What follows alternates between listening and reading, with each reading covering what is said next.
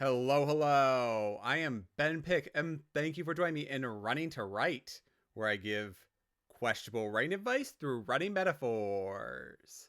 Tonight is an updated video on how I prep and format my manuscripts using the free tool known as Reedsy. The original video you can find right up here, where I go through all of its features and how to get the most out of Reedsy.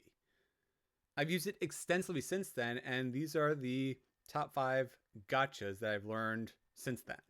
In that video, I demonstrate how I normalized my manuscript, which had been all kinds of messed up thanks to converting between LibreOffice, Microsoft Word, and multiple laptops. Additionally, each professional editor and writing coach applied their own formatting, which further skewed things to make them inconsistent. All in all, the manuscript itself was fantastic, but the way it was displayed looked inconsistent and, frankly, a mess. So I used Reedsy, and in that video I demonstrated how to fix all those problems. I explained how to use the tool to set writing goals and apply the search and replace and spell check and then export into PDFs and EPUB files. When I originally filmed that episode, Reedsy was the first step in formatting my manuscript. Now it's the only step before I send it off to the publishers and distributors. That changes what I need to get out of Reedsy and led to this episode with 5 updates for how to use Reedsy and or some of the gotchas I've discovered. In other words, there's no middle step or sanity check between the files I generate in Reedsy and my end readers. Sure, Amazon KDP does a couple of checks, but those are very minimal and they won't really pick up on a whole lot. These are the 5 gotchas I've learned since using Reedsy exclusively. Number 1, aligning the copyright page.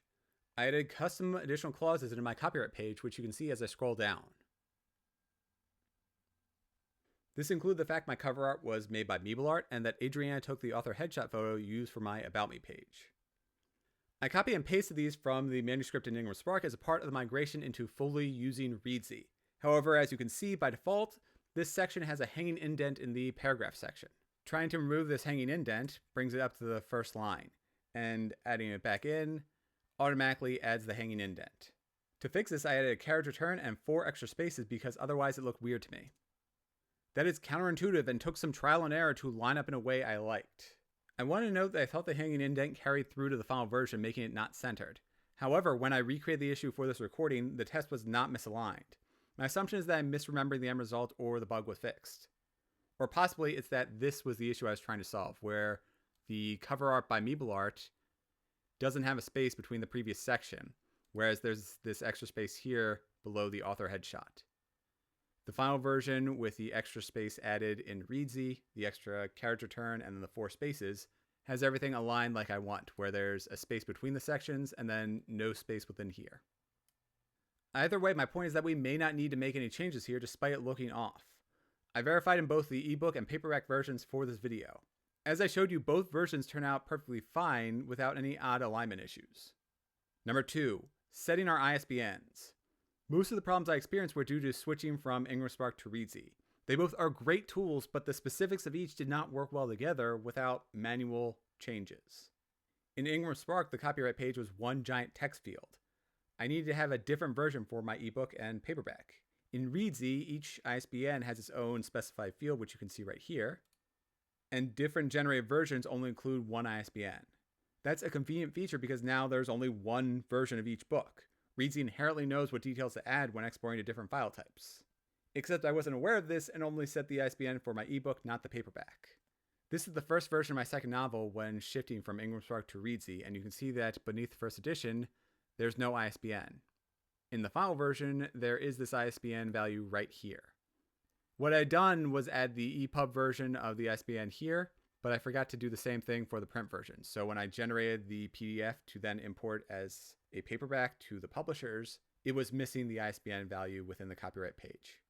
In looking at this copyright page, I could figure out that something was wrong, but it took me a while to figure out that was the ISBN that was missing. And it was only when I reviewed the physical book itself that stood out to me. That leads me to probably my most important point. Number 3, double check settings and know what you want.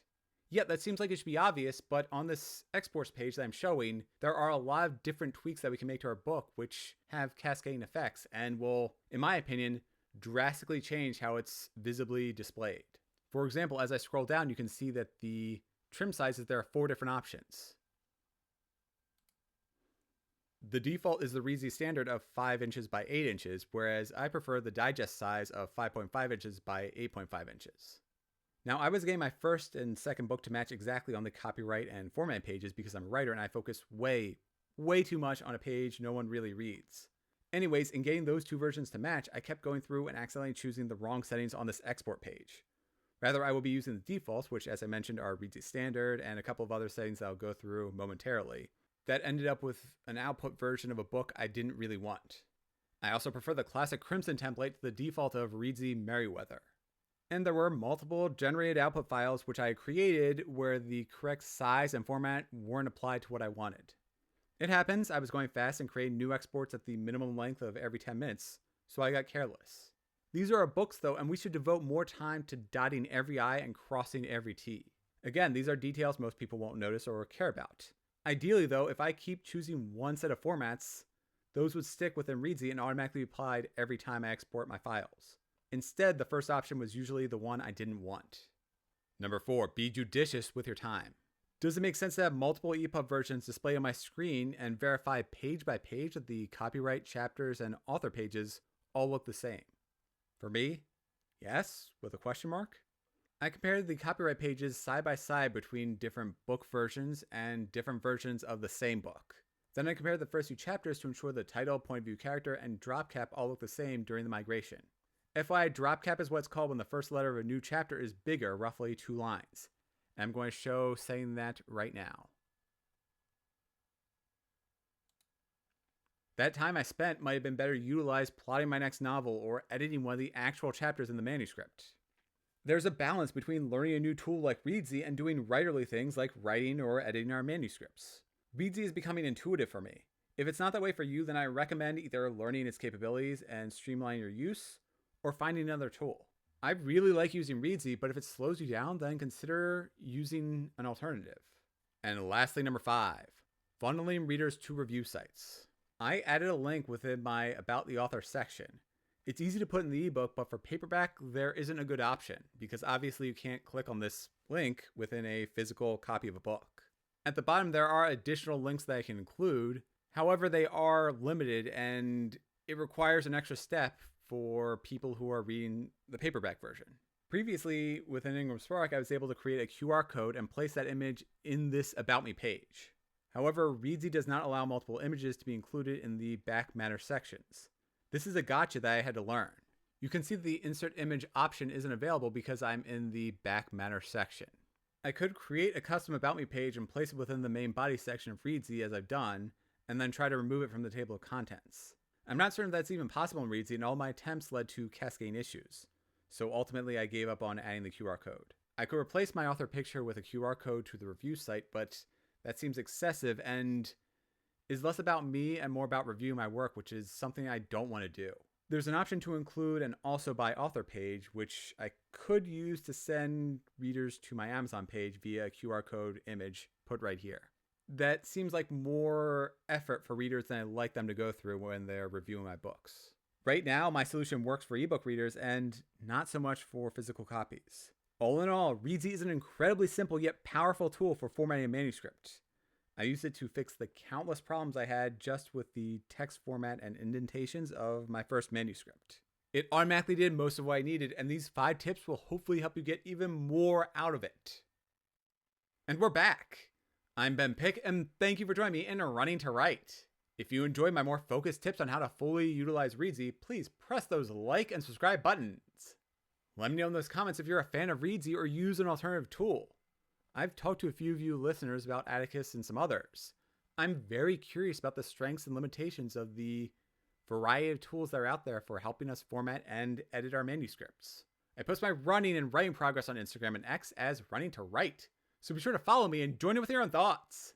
Don't forget to sign up for my Running to Write monthly newsletter for bonus content like teaser images and status updates on my manuscript, as well as offers to beta read and life updates.